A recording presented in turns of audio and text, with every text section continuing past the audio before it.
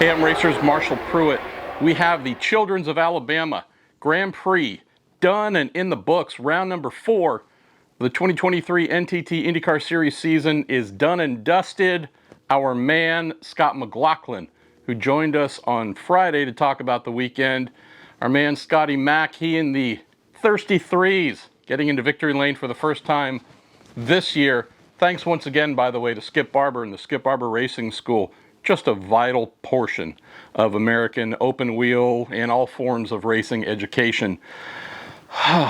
If you ever had to argue with somebody about what makes IndyCar unique, shouldn't be hard. But if you had to wage that argument, we have been given every single bullet point in the opening 4 rounds of the year as to what makes our series something wholly unique compared to Formula One, NASCAR, etc.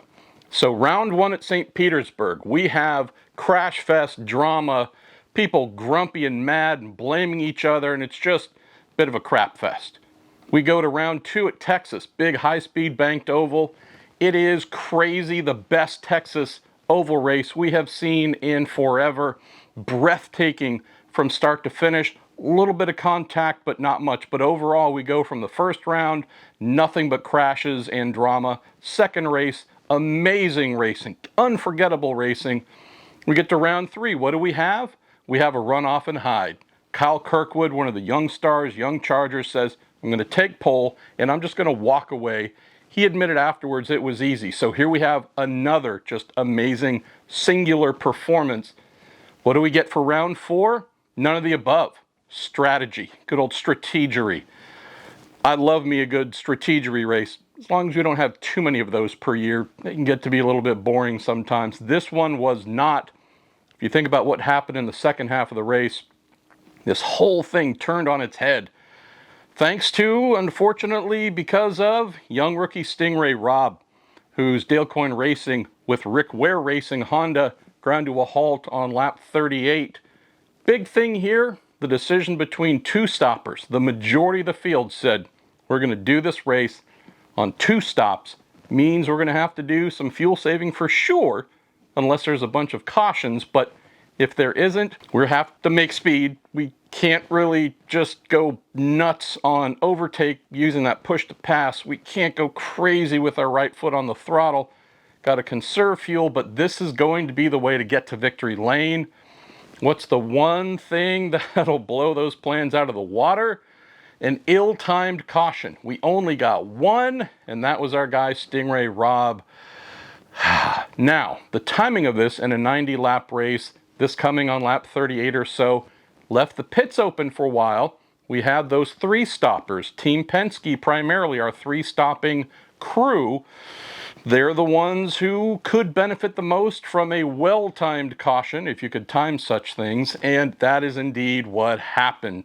Didn't give them a crazy advantage, but gave them just enough to have a little bit more than Romain Grosjean, our pole sitter, led 57 of those 90 laps, and yet, at a push to pass at the end, thought it might have been a technical problem compared to him just mashing the button all the time, but that timing ended up with that single caution being just enough to help those 3 stoppers to move forward. So, first place, Scott McLaughlin, Team Penske, congrats, 3 stoppers. Second place, Romain Grosjean, leader among the 2 stoppers. Third place, big beneficiary, Team Penske's Will Power, Pato Award 4th among the 2 stoppers.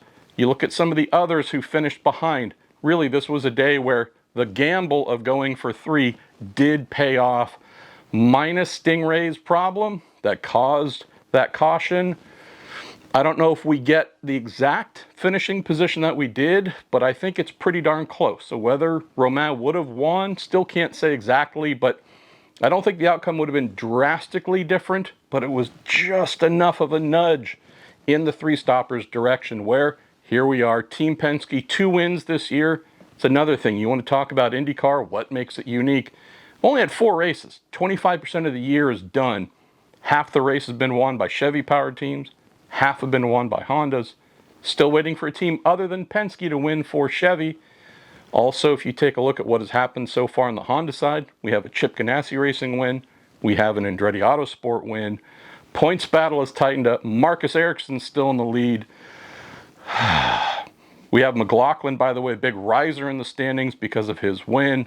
This was just a classic performance, but we're going to get to Scott here. He'll join us in just a moment.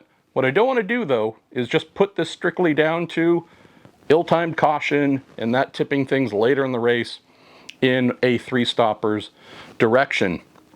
McLaughlin drove his behind off. He did big things when Grosjean pitted, pushing hard, drawing down a bit of that gap for his final stop.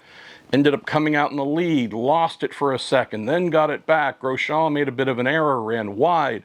Scotty capitalized on that, but this wasn't just Stingray, Rob, you did this. No, not at all. This was McLaughlin, his race engineer, Ben Bretzman, everybody on that car doing big things to make this happen. So, flawless drive from Scotty McLaughlin, 4th career win. Congratulations to you, and let's speak to our guy, coming straight to us from the media center at Barber Motorsports Park. Scott McLaughlin, hey, you got something in your hand. I got to crack open my my zombie dust and do a little across many states, little dink. The mountains are blue, you know, or they're a little grey right now, but we're back. Back. Congratulations, mate. We said on Friday after we were done recording, if you win, we're going to have a celebratory beer. I know you got to run here in a moment, so we don't have long with you. Yep. I did a little intro here before we started recording, talking about, hey, 2 stoppers versus 3 stoppers, the timing of Stingray Rob's caution, yada, yada. Those things certainly affected the race. Can't deny that. The thing I want to get into first, though, mate, you drove your balls off. You weren't gifted a win. This wasn't guaranteed for Grosjean, but with the timing of that yellow, you, your race engineer, Ben Bretzman, everybody on that team said we're already doing maximum attack. We have to go one step higher. Tell folks about that part, because I don't think folks appreciate how hard you had to work to get this win. Yeah, I'm pretty sore, man. Like, it was a pretty hard old race. Especially around here, this is what you train for, to go 3 stops, max push. Yeah, I knew it was gonna be a tough race, but then obviously with the yellow coming out, then it was like, okay, we have to like be fast now towards the end, and yeah, just that was fun. I had so much fun. We call it the happy driver strategy, you know. I don't have to save fuel. I just go as fast as I can and drive qualifying laps. And yeah, Grosjean got me after that last pit exchange, but you know, I felt like I was, had the pace to get back past him. It was just a matter of just building my tyres up to temp and not overdoing them. And yeah, I just felt like that honestly, it was the most complete IndyCar race I've ever driven. And out of all my wins, all the races, I'm really, really proud. And yeah, it's a really cool win. That's what I want to close on here, mate. Grosjean, unfortunately for him, ran a little bit long into turn 5, locked the tire. That set things up for you to capitalize on that. But we talk about this race of yours, this race victory. You mentioned it. This is where I was going. I couldn't find a single thing that you didn't ace. Tell me about that side, mate, because I know you're friendly and fun and loose and all that. What folks maybe don't know fully, you're as big a perfectionist as we have in IndyCar. Tell me about acing every single thing you had to do to get this win. Yeah, it's not just me, it's the team as well. We pride ourselves on just a solid race, and we haven't been doing that lately. It's been okay, but not fantastic, and this is our first race we nailed this year. The last time we did that was probably Portland, and we won. So I've always known that we've got the pace, and if we hit it, you know, each time we're going to be okay. And yeah, just super proud, man. Like, this is what you got to do in IndyCar. If you have a car that you can win with, you have to win. You've got to take it, and we had the opportunity to do that today, and we took it, we got on with it, and now we're drinking beer, so that's the main thing. Momentum heading into the month of May. That's something people should fear. Congrats, mate, and I'll see you here shortly in good old Indianapolis. Cheers. Enjoy your beverage. See you, brother.